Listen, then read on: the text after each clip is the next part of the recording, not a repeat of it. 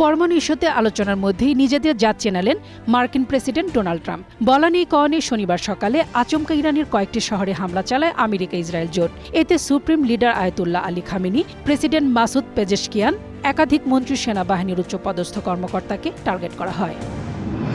ইরানের হরমোজগান প্রদেশের মিনাবে মেয়েদের স্কুলে ইসরায়েলের বিমান হামলায় অর্ধশত ছাড়িয়েছে প্রাণহানি, আহত হয়েছে অন্তত ৬০ জন। হামলার সময় সেখানে ১৭০ জনের বেশি শিক্ষার্থী ছিল।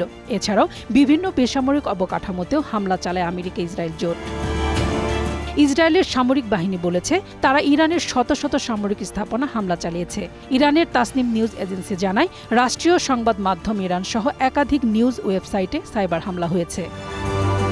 যুক্তরাষ্ট্র ও ইসরায়েলের হামলার জবাবে উপসাগরীয় দেশ আমিরাত, কাতার, জর্ডান ও কুয়েতের মার্কিন ঘাঁটি লক্ষ্য করে ক্ষেপণাস্ত্র ছুড়েছে। তবে এসব হামলার বেশিরভাগ ব্যালিস্টিক ক্ষেপণাস্ত্র ভূপাতিত করার দাবি করেছে দেশগুলো।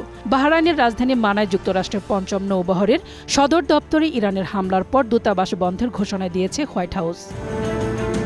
ইরানে যুক্তরাষ্ট্র ইসরায়েলের যৌথ হামলার প্রতিশোধ হিসেবে উপসাগরীয় আরব দেশগুলিতে মার্কিন স্বার্থকে লক্ষ্যবস্তুতে পরিণত করা হয়েছে বলে জানিয়েছে ইরান। এর ফলে ওই অঞ্চলে নতুন দীর্ঘমেয়াদী যুদ্ধের আশঙ্কা তৈরি হয়েছে। পাল্টাপাল্টি হামলার মধ্যে মধ্যপ্রাচ্যের বিভিন্ন দেশ নিজেদের আকাশসীমা বন্ধ করে দিয়েছে। ইরানে যুক্তরাষ্ট্র ইসরায়েলের হামলার নিন্দা জানিয়েছেন রুশ পররাষ্ট্রমন্ত্রী সের্গেই লাভরভ।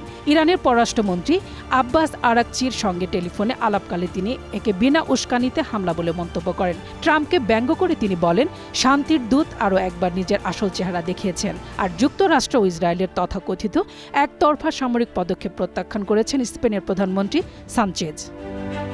মোর্শেদা খান লিপি, গ্রিন নিউজ ডেস্ক।